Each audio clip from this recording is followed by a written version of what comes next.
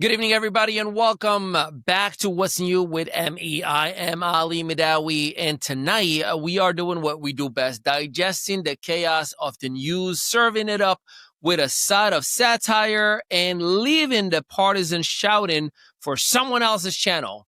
We've got 6 big stories for you today, from budget brinkmanship in D.C. to an Air Force One fashion drama to campus fights, visa controversies, and grisly crime scenes. And yes, the latest in the Jeffrey Epstein saga that just won't quit.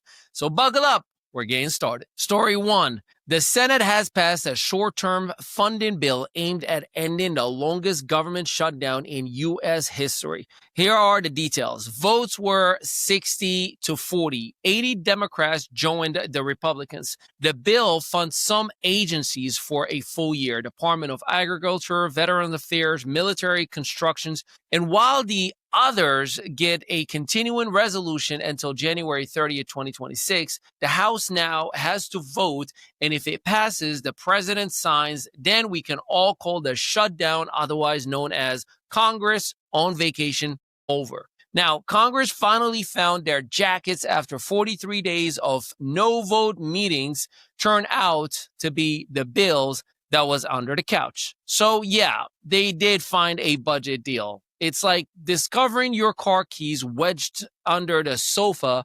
Good job, but maybe check there the first time. And if you are a federal worker or someone who relies on SNAP or services, you simply are frustrated with politics that resemble slow motion traffic. This affects you as well. Will the House vote go smoothly? Will healthcare subsidies get addressed next month? Will this set a new norm or a temporary fix and repeat it in the next few months? Story 2. Michelle Obama says a wardrobe choice she made aboard Air Force One back in 2009 still haunts her. Yes, shorts. You heard that right. Actual shorts. Here's the details.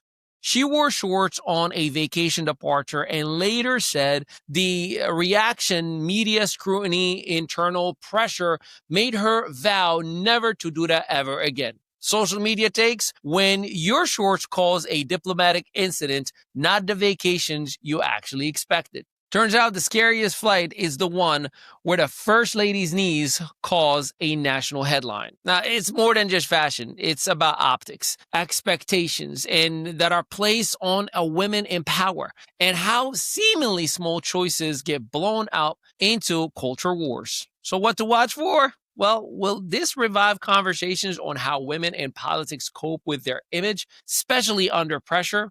Will it spark a viral clip? First Lady wardrobe fails? Probably. Story 3. A lawmaker in Arkansas is blasting Indiana University for posting an entry-level job position that apparently targeted H-1B visa holders rather than in-state domestic grads. So here are the details. The allegation is that the job posting suggested preference or eligibility specifically for H-1B candidates, raising question of fairness. When the job ad says foreign talent preferred and your degree is from 45 miles away, ouch. I mean, look, when you see citizen on earth preferred, it might be time to ask HR what's really going on in here. If you're graduating, job hunting, or thinking about higher ed or immigration policy, this hits intersectional issues: education, labor, fairness. So what to watch for?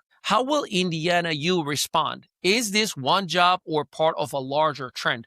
Will state legislator step in? We'll find out. Story 4. A Turning Point USA event on the campus of University of California, Berkeley. Protests turned violent. Bottles were thrown. Arrests were made. Federal investigators now are involved. And the details? Well, Federal Department of Justice is investigating. The event was aimed at young conservatives, protests accused of orchestrated disruptions. So campus debates turned into a dodgeball with glass bottles. Welcome to Berkeley, huh? Here's Satirical Ali. Today's university lecture: how to interrupt your opponent before they even finish their point with a bottle. Well, why do we care? This isn't just a campus squabble. It reflects how polarization plays out among Gen Z, how campuses manage speech and safety, and how law enforcement actually respond. So, what are we watching for? The results of the DOJ investigation, university policy changes.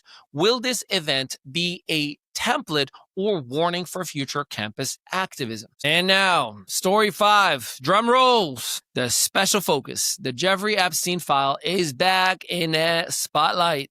3 newly released emails from Epstein's estate suggest that President Donald Trump knew about the girls and spent time with a victim at Epstein's house. Here are the nitty-gritty details. Email 1. April 2011, Epstein wrote to Ghislaine Maxwell, I want you to realize that that dog that hasn't barked is Trump. The victim spent hours at my house with him. He has never once been mentioned. Email 2, December 2015, Epstein to author Michael Wolff.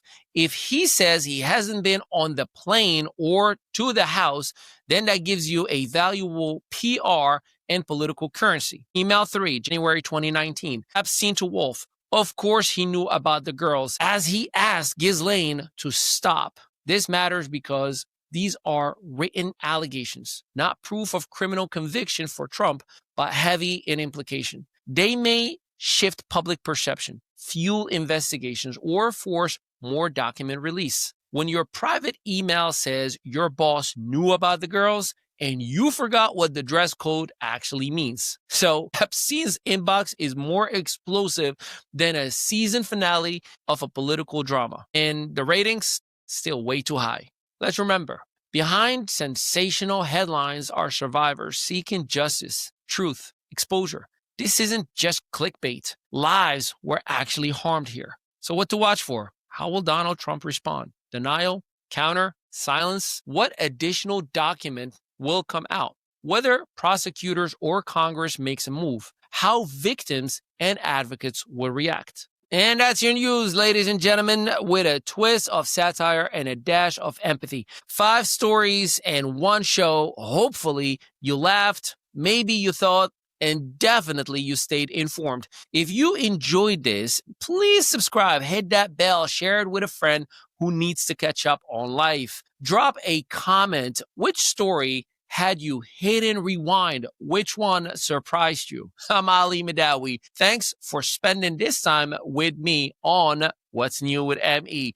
Stay sharp, stay kind, and keep your inbox empty of explosive emails. Good night. In a world of digital noise, your brand deserves a command center. Welcome to ME Studios, where your vision doesn't just get captured, it gets amplified. This isn't just another production space. This is your complete media powerhouse. Our multi-unit facility in New Jersey is engineered for brands that refuse to be overlooked. We transform your voice into professional podcasts streaming on Spotify, Amazon Music, and beyond.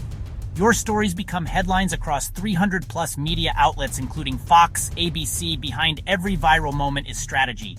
Our content creation and SEO campaigns don't just chase trends, they create them. From concept to distribution, we build the digital presence others envy. Your brand, your voice, your time to dominate. Visit the mestudios.net and turn potential into impact.